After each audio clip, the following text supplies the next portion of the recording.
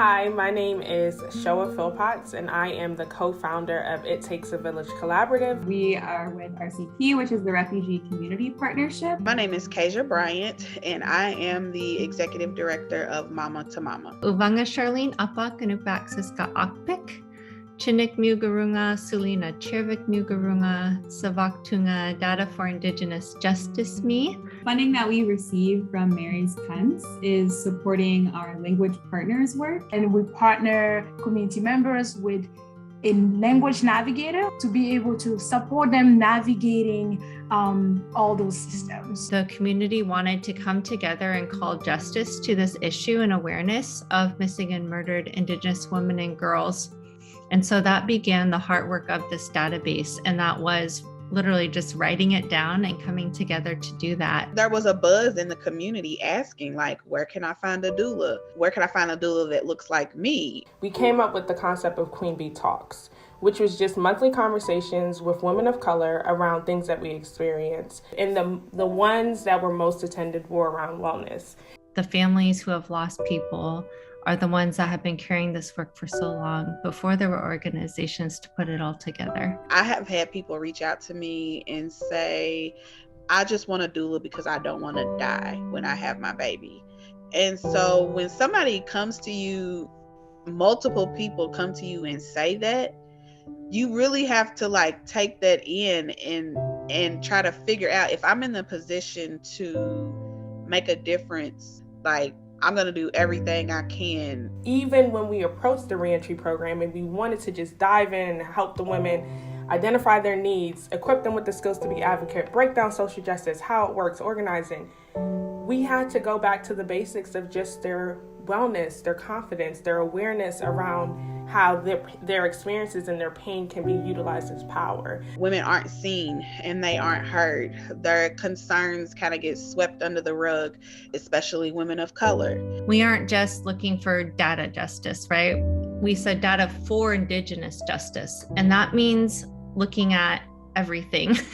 And that is addressing the root causes of colonialism and the ways that it's impacted our people today. Like many other social communities and structures, the prison system has been male dominated for years. So reentry services are focused on men. So what we found is that women coming out of prison did not have the proper resources for themselves as a woman. They deserve to be able to heal. They deserve to be able to function in a space of light. These women need to be a part of the conversation. We want to facilitate conversation around language access and language justice. And we use the feedback from community members. We use lived experience from the community, from that town, to create change that is reflective to the community that they serve. For Data for Indigenous Justice, within the first year of incorporation, with the support of folks like you at Mary's Pence, we were able to put out the first Alaska-specific report for MMIWG ever. So that meant a lot. It's used as a citation in things like legislative bills. It's used to call attention and awareness to this issue at federal meetings. Ideally, if we get to the point where community members are all feeling really confident with knowing their rights, then the next level up is like, okay, now how do we take that and how do we gather people and use that people power and that multicultural, cross-cultural collaboration to make more change? I have seen so much change, and it gives me so much inspiration, and it keeps me going as well. I am blown away by the women. Even when I talk to them or I touch base with them, just how confident they are, how they navigate roadblocks now, how they see opportunities in closed doors, whereas before they were defeated, is very, very inspiring to me to keep going. When women are put together, things move, and RCP is a great example of that. Our board identifies all as women, so does all of our staff. And this work is Indigenous-led. If we really are going to make change on this front, it means funding the people who are doing it, who are impacted most. If I'm not mistaken, we trained like 16 or 17 doulas with the funding that we got from Mary's Pence. And so to know that training happened because of Mary's Pence, and then because of that, there are birth workers in the community advocating for clients. It's really important.